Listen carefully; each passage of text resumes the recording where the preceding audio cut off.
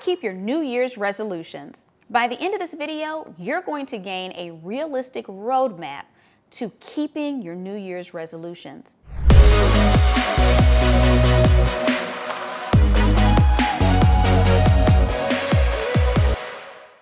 First, we'll understand why it's human nature and actually quite historic to set New Year's resolutions. Then we're going to identify the missing ingredients that keep people from achieving their goals. I'm going to help you avoid 2 pitfalls that are going to appear in your path. And then lastly, you're going to gain a solid plan for both setting and keeping goals. You ready? Let's get started. New Year's resolutions have been around for an extremely long time, starting from over 4,000 years ago with the Babylonians who are located in ancient Iraq. There's probably examples from before then, but that's our first written example.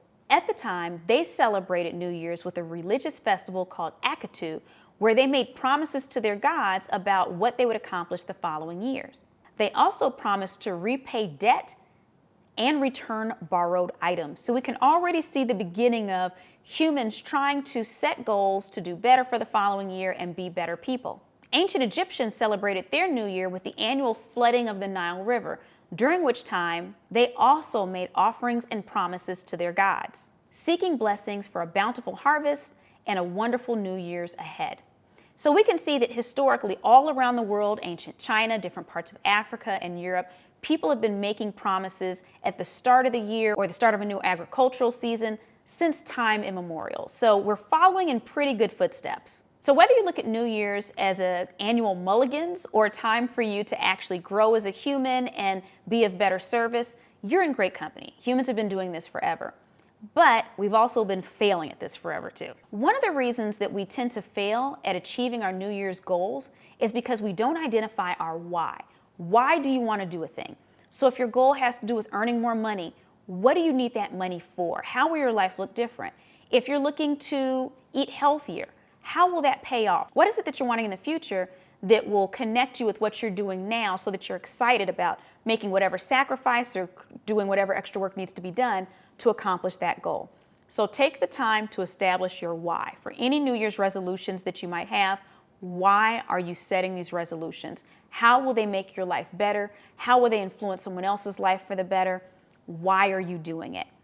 Because when things get hard, remembering your why is what's going to pull you back in line so that you follow through. We're going to pause for just a second because maybe you're someone who doesn't typically set New Year's resolutions. If you're someone who has a hard time setting New Year's resolutions, I'd highly suggest that you check out my video, What are some personal goals to set for yourself? So let's talk about some of the challenges that will keep you from achieving your goal. Now you might be saying, why are we talking about the challenges that will keep me from achieving my goal, Crystal? You're speaking negatively. We want to think positively. This isn't about positive or negative thinking. It's about acknowledging the roadblocks that you face every time you set a new goal. And by our identifying them, it means that we can start to create strategies around how to overcome them. Roadblock number 1, habitual brain patterns. Have you ever been driving somewhere and then next thing you know, you're at your destination and you don't know how you got there? That's because our brains are trained to repeat certain patterns. And so if we're trying to interrupt one of our patterns for our New Year's resolutions, if we're not very careful, we'll find ourselves going back to that old pattern. So for instance, if we're trying to change our eating habits, if we're just one day not really paying attention, we might mindlessly get up from whatever we're doing, go into the refrigerator and grab a Coca-Cola without even thinking about it, even though we've sworn off Coca-Colas.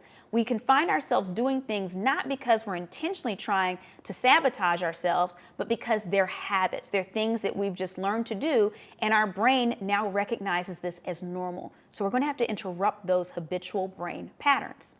The second challenge is our instant gratification bias. This is an actual bias that's built into our brains where we prefer short-term gratification over long-term gratification. We're looking for things that make us feel good, that give us that dose of dopamine or those other yummy brain chemicals right now versus maybe putting in some work now and having delayed gratification and not really having that feeling of accomplishment for a few months. And so understanding that we're fighting against our brain's need to have gratification right now. So that Coke that you've been trying to avoid, not only did you go to it because it's a habitual brain pattern, but on top of it, as you drank it, your brain was like, yes, I feel good right now. While we know on some level we'd feel better if we didn't drink it and we waited a few months down the line, we worked out, we did everything we needed to do, our brain is still trying to make us feel good right now. It's focused in the moment. And so the question is, how are you going to give yourself instant gratification with things that are not harmful to you for your New Year's resolution? So maybe it's using checklists to check off the things that you've done right for your New Year's resolution. Maybe it's giving yourself little treats. And when I say treats, not necessarily food, but little fun things or little gifts to yourself in return for sticking with the plan. So you have to basically get over both of those two hurdles to be able to follow through on any New Year's resolution. As you're developing your resolution, develop SMART goals. We want your goals to be measurable. We want them to be achievable. We want them to be timely. So develop your goals in a way where you know when you hit them, there's a timeline for accomplishing them, and that you can measure them as well. So we don't want to just set arbitrary goals like, I want to make more money, or I want to do better at work. How do you know when you're doing better? Do you want to increase your score on your annual review? That's how you could measure if you're doing at work. Do you want to get better feedback from your employees on what type of manager you are versus years past? That's something that you can look at and you can tell if there's growth. So try to make your goals something that is measurable as much as possible and set a time limit on them. Now, some of your goals, they might be for the whole year, so maybe it's 365 days. But other goals, they might be things that you want to accomplish by March or April. Make sure that you label your goals in a way, they're written down, so that they're actual SMART goals. The next step is to create visuals that support your goals. So for instance, if you're somebody who likes to do vision boards, create a vision board that is actually a visual representation of your New Year's resolutions. If you want to get a little model of something that represents your bigger goal, get that. Whatever you need to do to give you some type of visual representation of where you're going, it's only going to enforce that goal in your mind. And then lastly, identify a means of accountability.